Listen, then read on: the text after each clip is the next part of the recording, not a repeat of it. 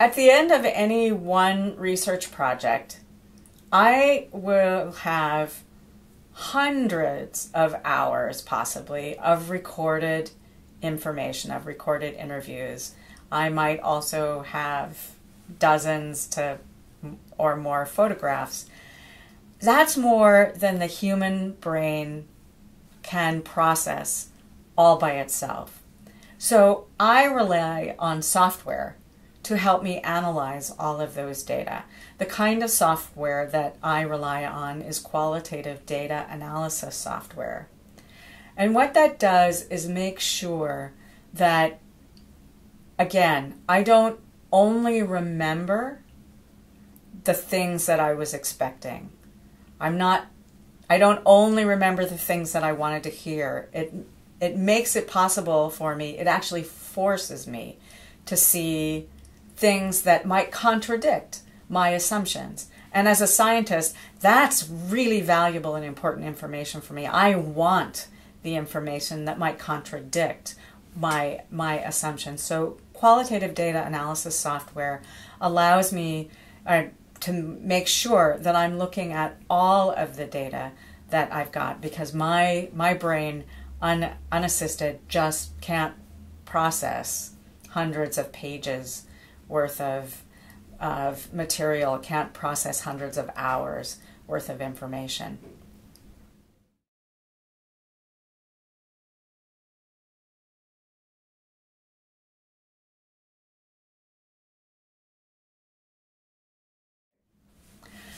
So as I'm analyzing that vast amount of data that I have, as I said before, there are the questions I knew I was asking. So there were the answers I knew I was looking for, at least answers to questions I knew I was looking for. So as I analyze the data, I'm looking for that. Where are the answers to the questions that I knew I was asking? But again, I want to be looking for the emergent data, the answers to questions that I should have been asking, but I didn't know to ask. And again, this is one of the things that both a very careful read or a careful listen to all that data, plus that qualitative data analysis software allows me to see. There are things that just begin to come up, and they come up over and over again, the surprises that you weren't expecting. So as I was speaking about earlier, people sharing knowledge about foraging and the ways that they share knowledge about foraging. We knew, we were expecting that older members of families teach younger members of families. We weren't expecting all of these ways that people share knowledge with people who don't have those kinds of close personal connections with them. And it was only through listening carefully, through reading the data, that kind of information emerged up out of that vast body of information that we had.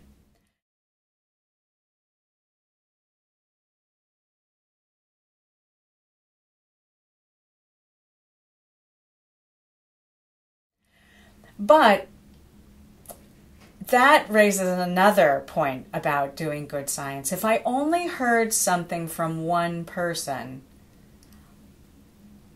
I wouldn't consider that a significant finding. I need to hear it from lots of people. And I also preferably am going to hear it from multiple sources. That's a process called triangulation. So, for example, learning about how people are sharing knowledge about foraging in a variety of ways, including social media, was able to triangulate between things that people told us, things that we could find on the internet, things that we could find in newspapers and magazines. And that allows us to triangulate, or to have multiple sources of information so that we can begin to understand what that fact or that process is actually about. And we wouldn't want to do that based on just knowledge from a single person. That said, a single person might tell us something that's provocative and interesting, and we would say, ah, that's a researchable question. We can follow that up.